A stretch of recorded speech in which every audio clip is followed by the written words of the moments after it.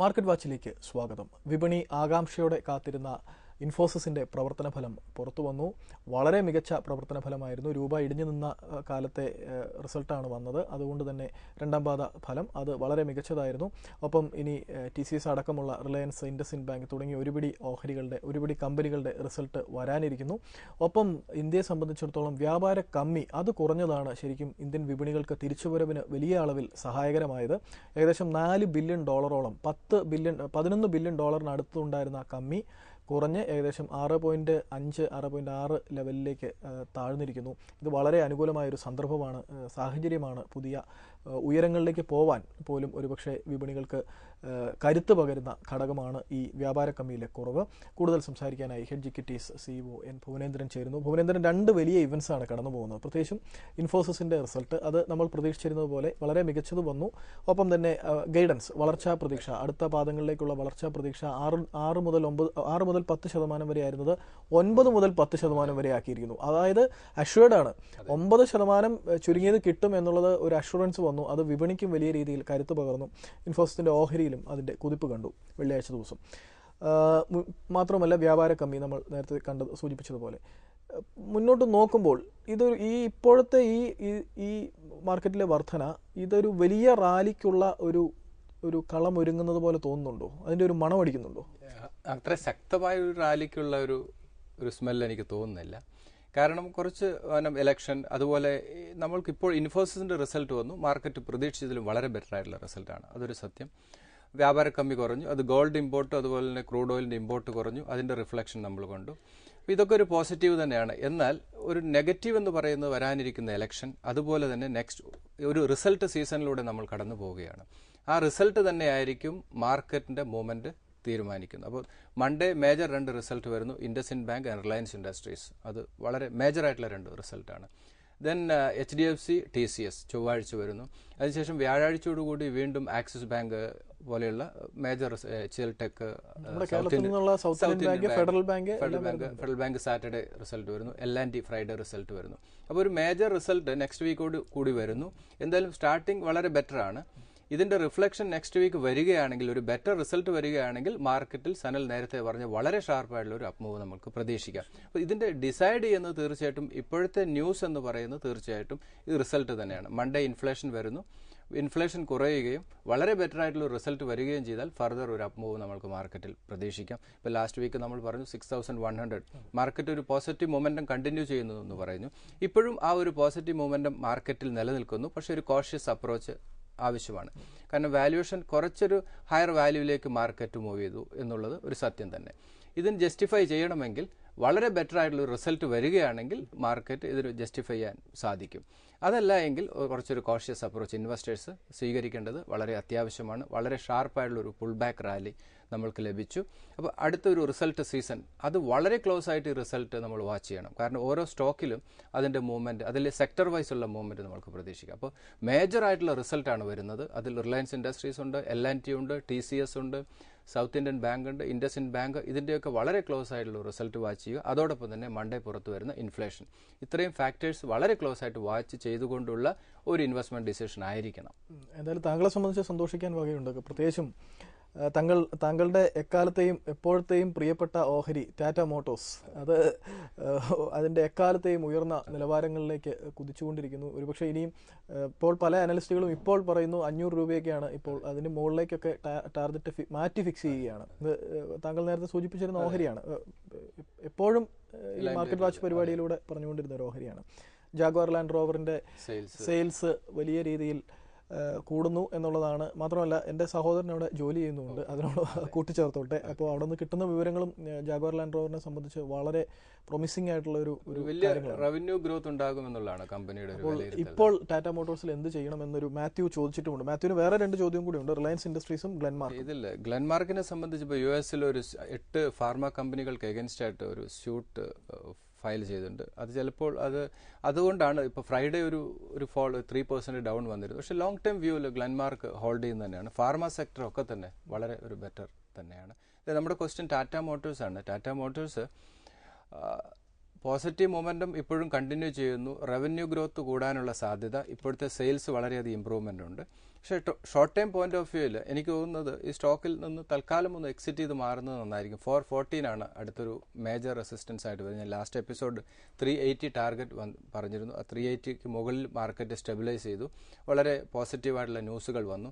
414 എന്ന് പറയുന്ന ഇമ്മീഡിയറ്റ് വരാവുന്ന ഒരു റെസിസ്റ്റൻസ് ആണ്. അദ്ദേഹം തീർച്ചയായിട്ടും സ്റ്റോക്ക് ഫോർ ഒരു ഷോർട്ട് ടൈം ഇൻവെസ്റ്റർ ആണെങ്കിൽ, ഒരു ഷോർട്ട് ടൈം പ്രോഫിറ്റ് ബുക്ക് ചെയ്യുകയാണെങ്കിൽ തീർച്ചയായിട്ടും ആ ഒരു ലെവൽ എക്സിറ്റ് ചെയ്ത് തൽക്കാലം കുറച്ച് പേഷ്യൻസ് കാണിക്കുക, ദെൻ റീ എൻട്രി ചെയ്യുന്ന സ്ട്രാറ്റജി ആയിരിക്കാം നല്ലത്.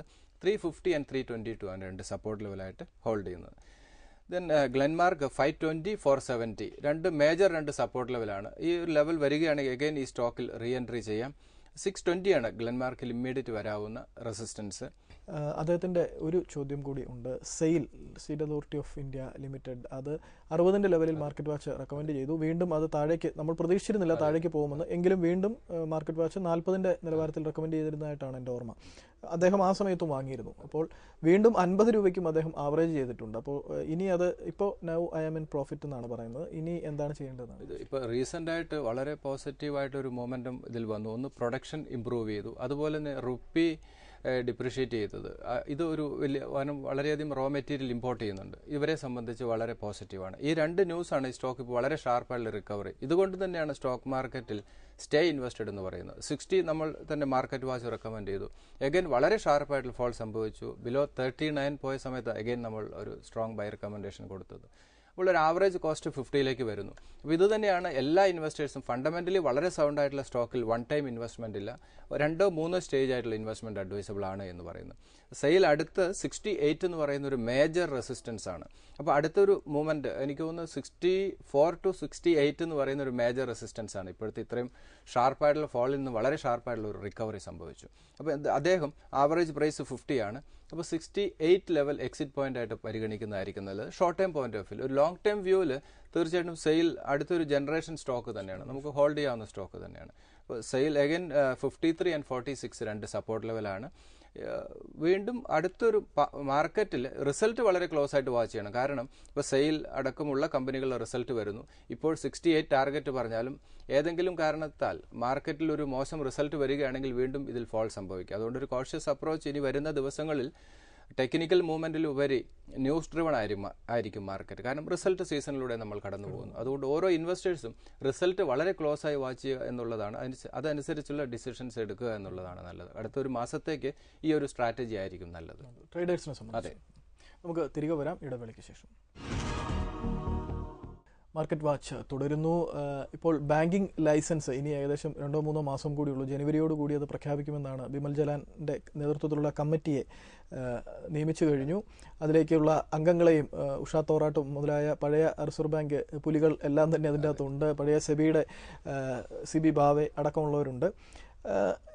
അതിനുശേഷം റിസർവ് ബാങ്കിൻ്റെ ഡെപ്യൂട്ടി ഗവർണർ വന്ന് പറഞ്ഞ ഒരു കാര്യം, NBFCകൾക്ക് പുതിയ ബാങ്കിങ് ലൈസൻസിൽ നിർണായക സ്ഥാനമുണ്ടായിരിക്കും, അല്ലെങ്കിൽ അവർക്ക് കൂടുതൽ സാധ്യതയുണ്ട്. കാരണം റൂറൽ സെക്ടറിനെ കവർ ചെയ്യും എന്നുള്ളതുകൊണ്ടായിരിക്കും. ഒരുപക്ഷെ NBFCകൾ പലതും കേരളത്തിൽ നിന്നുള്ള നമ്മുടെ മുത്തൂറ്റ് ഫിനാൻസ് അടക്കമുള്ള പല കമ്പനികളുമുണ്ട്.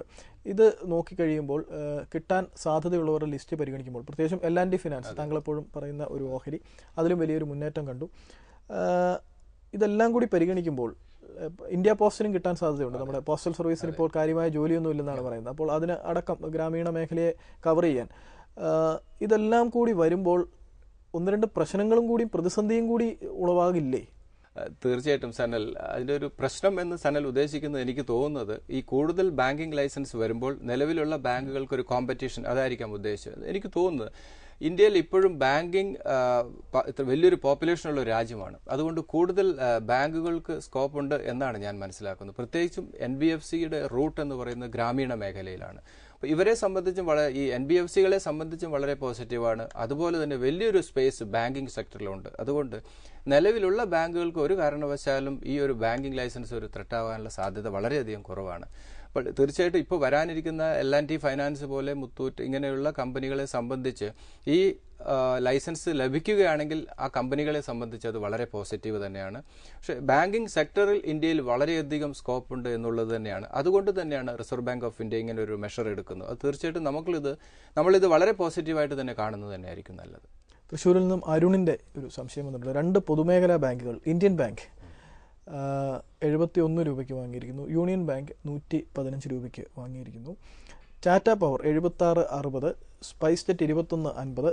മറ്റൊരാളുടെ ചോദ്യം, ഒരു അബ്ദുൾ ഗഫൂർ, അദ്ദേഹത്തിൻ്റെ ചോദ്യം ജെറ്റ് എയർവേസ് അത് 380 രൂപയ്ക്ക് വാങ്ങിയിട്ടുണ്ട്. അപ്പോൾ ഈ സ്പൈസ് ജെറ്റിനൊപ്പം അതും കൂടി മറുപടി പറയാം. ഇതിൽ ജെറ്റ് എയർവേസ് വളരെ ഇതിഹാസമായിട്ടുള്ള ഡീൽ മൺഡേ സൈൻ ചെയ്യുന്നു. സുബ്രഹ്മണ്യ സ്വാമി ഒരു കോർട്ടിലൊരു കേസ് ഫയൽ ചെയ്തിട്ടുണ്ട്. അതൊരു കുറച്ച് നെഗറ്റീവാണ്. പക്ഷെ എനിക്ക് തോന്നുന്നില്ല, വിഡ്രോ ചെയ്യാനുള്ള സാധ്യത കുറവാണ്. പക്ഷെ അത് ഇമ്മീഡിയറ്റ് ഈ സ്റ്റോക്കിൽ റിഫ്ലക്ട് ചെയ്തു. എനിക്ക് 400+ ഈ സ്റ്റോക്ക് മൂവ് ചെയ്താണ്. പെട്ടെന്നാണ് ഒരു ഷാർപ്പായിട്ടുള്ള ഫോൾ സംഭവിച്ചത്. സ്റ്റോക്ക് ലോങ് ടൈം വ്യൂ, ഇപ്പോഴത്തെ വാല്യൂഷൻ വളരെ ഫെയർ വാല്യൂലാണ് ട്രേഡ് ചെയ്യുന്നത്. അദ്ദേഹം ആ സ്റ്റോക്കിൽ അഗെയിൻ എനിക്കൊന്ന് ഈ സെക്ടർ വളരെയധികം പ്രോമിസിംഗ് ആയിട്ടുള്ള ഒരു സെക്ടറാണ്. അതുകൊണ്ട് തന്നെ ഈ സ്റ്റോക്ക് ഹോൾഡ് സമയമായി തോന്നുന്നു. അതെ, അതുപോലെ സ്പൈസ് ജെറ്റ് ഇപ്പോൾ പുതുതായിട്ട് ബോയിങ്ങിന്റെ 6 എയർക്രാഫ്റ്റ് മേടിച്ചു, സർവീസ് തുടങ്ങാൻ പോകുന്നു. നെക്സ്റ്റ് ഇയർ അഗൈൻ 6 എയർക്രാഫ്റ്റ് ഇവർക്ക് ലഭിക്കുന്നു. അപ്പോൾ സ്പൈസ് ജെറ്റിനെ സംബന്ധിച്ചും പോസിറ്റീവാണ്. അപ്പോൾ ഈ 2 സ്റ്റോക്കും സ്റ്റേ ഇൻവെസ്റ്റഡ് എന്നുള്ള ഇപ്പോഴത്തെ രീതിയിൽ ഈ 2 സ്റ്റോക്ക് സ്റ്റേ ഇൻവെസ്റ്റഡ് എന്നുള്ള സ്ട്രാറ്റജിയാണ്. Then Indian bank and union bank ഒരു ഷോർട്ട് ടൈം ഗെയിനിന് വേണ്ടി ഈ 2 സ്റ്റോക്കും ഇപ്പോൾ മേടിക്കുന്നത് അഡ്വൈസബിൾ അല്ല.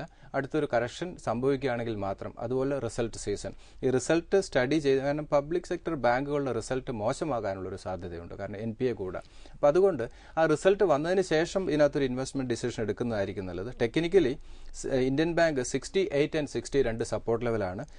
86 ആണ് ഒരു സ്ട്രോങ് റെസിസ്റ്റൻസ് ഏരിയയാണ്.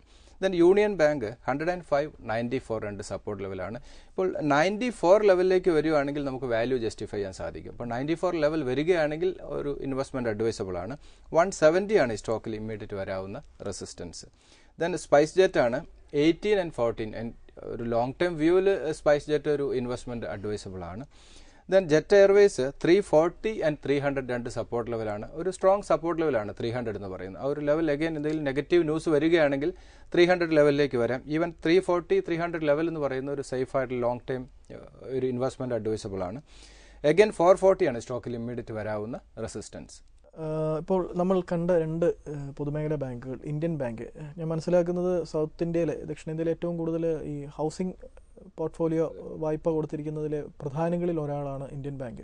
SBIക്ക് താഴെയാണെങ്കിൽ പോലും. യൂണിയൻ ബാങ്ക് ദേശ മുഴുവനും പടർന്നു കിടക്കുന്ന ശാഖകളുള്ള ബാങ്കാണ്. ഇത് രണ്ടും നോക്കുമ്പോൾ ഏതായിരിക്കും പ്രിഫറബിൾ? ഇതിനകത്ത് കുറച്ചുകൂടി പ്രിഫർ ചെയ്യുന്നത് യൂണിയൻ ബാങ്ക് തന്നെയാണ്. കുറച്ചുകൂടി പ്രിഫർ ചെയ്യാവുന്ന ഒരു സ്റ്റോക്ക് എന്ന് പറയുന്നത്. പക്ഷേ ഞാൻ ഇപ്പോഴത്തെ രീതിയിൽ ഈ 2 സ്റ്റോക്കും ഒരു ബൈ അഡ്വൈസബിൾ അല്ല.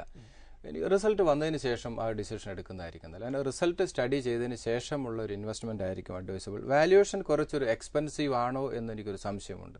അതുകൊണ്ട് കുറച്ചൊരു കോഷ്യസ് അപ്രോച്ച് പബ്ലിക് സെക്ടർ ബാങ്കിലൊക്കെ തന്നെ ഒരു കോഷ്യസ് അപ്രോച്ച് പ്ലസ് ഈ ബാങ്കിങ് സ്റ്റോക്കുകളുടെ റിസൾട്ട് സ്റ്റഡി ചെയ്തതിന് ശേഷം മാത്രം ബാങ്കിങ് സ്റ്റോക്കുകളിൽ ഒരു ഇൻവെസ്റ്റ്മെന്റ് അഡ്വൈസബിൾ ആയിട്ടുള്ളൂ. ഇപ്പോൾ കഴിഞ്ഞ നമുക്ക് മാർജിനൽ സ്റ്റാൻഡിംഗ് ഫെസിലിറ്റി കുറച്ചത് 50 ബേസിസ് പോയിന്റ് കുറച്ചത് ബാങ്കുകളെ സംബന്ധിച്ച് വളരെ പോസിറ്റീവ്. അതുകൊണ്ട് തന്നെ 17% ആണ് യെസ് ബാങ്കും ഫെഡറൽ ബാങ്ക് 13% ഇംപ്രൂവ് ചെയ്തു. ഈവൻ ICICI, ആക്സിസ് ഒക്കെ വളരെ ബെറ്റർ സോണിലേക്ക് മൂവ് ചെയ്തു. അപ്പോൾ RBIയുടെ പല മെഷേഴ്സും പലപ്പോഴും ബാങ്കിങ് സെക്ടറിന് വളരെ പോസിറ്റീവാണ്. അതിന്റെ റിഫ്ലക്ഷൻ നമ്മൾ ആ സ്റ്റോക്കിൽ കാണുന്നുണ്ട്. അപ്പോൾ വാല്യുവേഷൻ ഇപ്പോൾ യെസ് ബാങ്ക് എടുത്താലും ഒന്നും അത്രത്തോളം ഒരു ഫെയർ വാല്യൂ ആണോ എന്ന് ചോദിച്ചാലല്ല. അഗൈൻ ഇൻഫ്ലേഷൻ വരുന്നു. അപ്പോൾ അതൊരു ബാങ്കിങ് സെക്ടറിനെ സംബന്ധിച്ചൊരു ക്രൂഷ്യൽ തന്നെയാണ് മൺഡേ വരുന്ന ഇൻഫ്ലേഷൻ പോലും. അപ്പോൾ RBI എടുക്കുന്ന ഓരോ മെഷറും ബാങ്കിനെ സംബന്ധിച്ച് നെഗറ്റീവും പോസിറ്റീവുമായിട്ട് വരാം. അത് ചോദിച്ചപ്പോഴാണ് ഈ മാസം അവസാനം വീണ്ടും രഘുറാം രാജൻ ഒരിക്കൽ കൂടി വായ്പ നയം പരിശോധിക്കുകയാണ്, പണനയം പരിശോധിക്കുകയാണ്. റീപ്പോ നിരക്ക് ഇനിയും കൂട്ടുമെന്ന തരത്തിൽ പെട്ടെന്ന് കഴിഞ്ഞ തവണ അദ്ദേഹം കൂട്ടിയതുകൊണ്ട് വലിയ വ്യാപകമായ ഒരു പ്രചാരണമുണ്ട്, ഇനിയും റീപ്പോ റേറ്റ് 0.5% കൂട്ടുമെന്ന്. അതിലെന്തെങ്കിലും വാസ്തവം തോന്നുന്നു? അല്ല, അതിനുള്ള സാധ്യത, കാരണം ഇൻഫ്ലേഷൻ വീണ്ടും കൺട്രോൾ ചെയ്യാൻ പറ്റാത്ത സാഹചര്യം വരികയാണെങ്കിൽ കൂട്ടാനുള്ള സാധ്യതയാണ് കൂടുതലായിട്ട് കാണുന്നത്. അത് ബാങ്കിനെ സംബന്ധിച്ച് നെഗറ്റീവ് ആയിരിക്കും. അതുകൊണ്ട് ഇങ്ങനെയുള്ള ന്യൂസുകൾ വ്യക്തമായി നമ്മൾ പഠിച്ചുകൊണ്ട് തന്നെ പോകണം എന്നുള്ളതാണ്. അതുകൊണ്ട് തന്നെയാണ് ബാങ്കിങ് സെക്ടർ എപ്പോഴും ന്യൂസിൽ ഒരു ന്യൂസ് ഡ്രിവൺ ആണ്. പ്രത്യേകിച്ച് RBI വളരെയധികം ആക്റ്റീവായി നിൽക്കുന്ന സാഹചര്യത്തിൽ ഇപ്പോൾ നമുക്ക് 50 MSF ഫെസിലിറ്റി കുറച്ചത് ഇമ്മീഡിയറ്റ് ഒരു പോസിറ്റീവായിരുന്നു. അത് കൂട്ടുമോ എന്ന് നമുക്ക് പറയാൻ സാധിക്കില്ല. നാളെ പെട്ടെന്ന് ഇങ്ങനെ ഡിസിഷൻ എടുക്കുന്നത് ഒരു സുപ്രഭാതത്തിൽ പെട്ടെന്ന് നെഗറ്റീവും പോസിറ്റീവുമായിട്ട് മാർക്കറ്റിൽ റിഫ്ലക്ഷൻ ഉണ്ടാക്കാം. അതുകൊണ്ട് വളരെ കോഷ്യസ് ആയിട്ട് ബാങ്കിങ് സെക്ടറെ കാണുന്നതായിരിക്കും നല്ലത്. ഒരു ഷോർട്ട് ടൈം വ്യൂവിലുപരി ഒരു ലോങ് ടൈം വ്യൂയോടുകൂടി ബാങ്കിങ് സെക്ടറിനെ കാണുന്നതായിരിക്കും നല്ലത്. നമുക്ക് തിരികെ വരാം ഇടവേളയ്ക്ക് ശേഷം. മാർക്കറ്റ് വാച്ച് തുടരുന്നു. കൗതുകകരമായൊരു കാര്യം, മാർക്കറ്റ് കഴിഞ്ഞ കുറച്ച് നാളുകളായി ഒരു മോശം അവസ്ഥയായിരുന്നു. നമ്മുടെ രഘുറാം രാജൻ ഇപ്പോൾ മാർക്കറ്റിൻ്റെ ജെയിംസ് ബോണ്ട് എന്നാണ് പല ദേശീയ മാധ്യമങ്ങളും അദ്ദേഹത്തെ വിശേഷിപ്പിക്കുന്നത്. അദ്ദേഹത്തിൻ്റെ വരവോടുകൂടി പൊതുവേ കാര്യങ്ങളൊന്ന് ഉഷാറായിട്ടുണ്ട്. ഒന്ന്. രണ്ടാമത്തെ ഒരു പ്രധാനപ്പെട്ട കാര്യം, ഇൻഫോസിസിനെ സംബന്ധിച്ച് വീണ്ടും അവിടെയും ഒരു സൂപ്പർമാൻ അദ്ദേഹം തിരിച്ചു വന്നിരിക്കുന്നു. നാരായണമൂർത്തി തിരിച്ചു വന്നിരിക്കുന്നു. രാജ്യത്തെ ഏറ്റവും വലിയ കമ്പനികളിലൊന്നാണ്. അപ്പോൾ ഇത്തരത്തിൽ ഒരു വശത്ത് വളരെ വളരെ നല്ല നല്ല അല്ലെങ്കിൽ ഇവരുടെ വരവ് തന്നെ ഒരു ഐശ്വര്യം പ്രദാനം ചെയ്തുകൊണ്ടുള്ളൊരു വരവായിട്ട് വ്യാഖ്യാനിക്കുന്നു. അപ്പോൾ ഇനി അടുത്ത പ്രധാനപ്പെട്ട കാര്യം ഇലക്ഷനാണ്. അപ്പോൾ ഇതെല്ലാം ചേർത്ത് പരിഗണിച്ച് കഴിയുമ്പോൾ, ഇപ്പോൾ ഇലക്ഷനിൽ ആരാണ് ഐശ്വര്യം കൊണ്ടുവരും നമുക്കറിയില്ല, എങ്കിൽ പോലും ഇതെല്ലാം ചേർത്ത് പരിഗണിക്കുമ്പോൾ വരുന്ന നാളുകൾ, വരുന്ന വർഷങ്ങൾ അത് ഇന്ത്യയുടേതാകാൻ അല്ലെങ്കിൽ ഇന്ത്യൻ ഓഹരി വിപണികളിലൂടെ പണം നേടാൻ വലിയ നേട്ടം കൊയ്യാൻ നിക്ഷേപകന് സഹായകരമായിരിക്കുമോ, അതോ ഈ പഴയ രീതിയിൽ 2007 മുതൽ മാർക്കറ്റിലെ ആ ഒരു തകർച്ചയും കണ്ടുകൊണ്ടിരിക്കണമോ? എൻ്റെ ഒരു സ്ട്രോങ് ഫീലിംഗ് എന്ന് പറയുന്നത് മാർക്കറ്റ് അടുത്തൊരു ബുൾ ഫേസിലേക്ക് മൂവ് ചെയ്യാനുള്ള സാധ്യതയാണ് കൂടുതൽ കാണുന്നത്. 2014, 15, 16 എന്ന് പറയുന്നത് ടിൽ 17 വരെ മാർക്കറ്റിൽ ഒരു ഫൈനൽ ബുൾ റൈഡിലേക്ക് മാർക്കറ്റ് മൂവ് ചെയ്യുമെന്ന് ഞാൻ വിശ്വസിക്കുന്നു. കാരണം അതിനുള്ള അനുകൂലമായ ഘടകങ്ങൾ തീർച്ചയായിട്ടും ഇന്ത്യയിൽ ഉരുത്തിരിഞ്ഞു വരും. നേരത്തെ പറഞ്ഞ പോലെ ഭാഗ്യം, ശ്രീകൃഷ്ണൻ പറഞ്ഞ പോലെ ഭാഗ്യവന്തം പ്രസൂയഥ മാശൂരം മാശപണ്ഡിതം എന്ന് പറഞ്ഞതുപോലെ, ഇപ്പോൾ നമ്മളുടെ നാരായണമൂർത്തിയെ സംബന്ധിച്ച് എപ്പോഴും കഴിവിലുപരി ഒരു ഭാഗ്യം ആവശ്യമാണ്. ഇപ്പോൾ രഘുറാം രാജന് ആ ഭാഗ്യമുണ്ട്, അതുപോലെ നാരായണമൂർത്തിക്കും ആ ഭാഗ്യമുണ്ട്. അതുകൊണ്ടാണല്ലോ ഈ രണ്ടും വളരെ പോസിറ്റീവാണ്. കഴിവിനോടൊപ്പമാണോ? രണ്ടും കഴിവിനോടൊപ്പം, കഴിവും വേണം, അതിലുപരി ഭാഗ്യവും വേണം. എത്ര കഴിവുള്ള എത്രയോ ആളുകൾ നമ്മൾക്കറിയാം പല സ്ഥലങ്ങളിൽ എത്താതെ പോകുന്നു. അപ്പോൾ അത് രണ്ടും കമ്പൈൻഡ് ആയിരിക്കണം എന്നാണ് എനിക്ക് തോന്നുന്നത്. അതുപോലെ വളരെ കഴിവുള്ള ഭാഗ്യമുള്ള ഒരു പ്രൈം മിനിസ്റ്റർ നമ്മൾക്ക് വരട്ടെ. ഇന്ത്യ അടുത്തൊരു സ്റ്റേജിലേക്ക് പോകുന്നത് നമ്മൾ കാണാൻ സാധിക്കും. അതോടൊപ്പം തന്നെ ഇന്ത്യയിൽ ഒരു ഫൈനൽ ബുൾ റൈഡിനുള്ള അതൊരു തുടക്കമാകാനുള്ള സാധ്യത. അതെ, നന്ദി ഭുവനേന്ദ്രൻ. തീർച്ചയായും ഇന്ത്യൻ വിപണിയെ സംബന്ധിച്ചിടത്തോളം വളരെ ഒരു നാഴികക്കല്ലാകാൻ പോകുന്ന ഒരു തിരഞ്ഞെടുപ്പാണ് വരാനിരിക്കുന്നത്. ഒപ്പം പല നല്ല കാര്യങ്ങളും ഒരു വശത്തുകൂടി സംഭവിക്കുന്നുണ്ട്. കമ്പനികളുടെ ബാലൻസ് ഷീറ്റ് പരിശോധിക്കുമ്പോൾ നമുക്കറിയാം, പ്രത്യേകിച്ചും ഇന്ത്യയിലെ സ്വകാര്യ മേഖലയിലെ കമ്പനികൾ, പൊതുമേഖലയുടെ കമ്പനികൾ പരിഗണിക്കുന്നില്ല, സ്വകാര്യ മേഖലയിലെ കമ്പനികൾ പരിശോധിക്കുമ്പോൾ ഒട്ടനവധി കമ്പനികൾ വളരെ നല്ല രീതിയിൽ മികച്ച മാനേജ്മെൻറ്റ്, സുതാര്യമായ മാനേജ്മെൻറ്റ്, മികച്ച പ്രവർത്തന ഫലങ്ങൾ തുടർച്ചയായി തരുന്നു. ഇത്തരം കമ്പനികൾ ഇപ്പോൾ പല കമ്പനികളും മിഡ് ക്യാപ് സോണിലാണ്. ഈ മിഡ് ക്യാപ് സോണിലെ കമ്പനികൾ നാളുകളിൽ ലാർജ് ക്യാപ്പ് ആവാൻ സാധ്യത കാണിക്കുന്നു. ഇൻഫോസിസ് ഒരു കാലത്ത് മിഡ് ക്യാപ്പ് ആയിരുന്നു, തിരിച്ചു വന്നു, അത് ലാർജ് ക്യാപ്പായി മാറി എന്ന് പറഞ്ഞതുപോലെ അത്തരം കമ്പനികൾ ഒരു പിടി വരുന്നുണ്ട്. അത്തരം കമ്പനികൾ ക്ലോസായി വാച്ച് ചെയ്യുക. അത്തരം കമ്പനികളിലെ നിക്ഷേപം ഒരുപക്ഷെ വലിയ രീതിയിലുള്ള സമ്പത്തിന് ഉടമയാക്കാൻ നിങ്ങളെ സഹായിച്ചേക്കാം. അടുത്ത ആഴ്ച കാണാം. നന്ദി, നമസ്കാരം.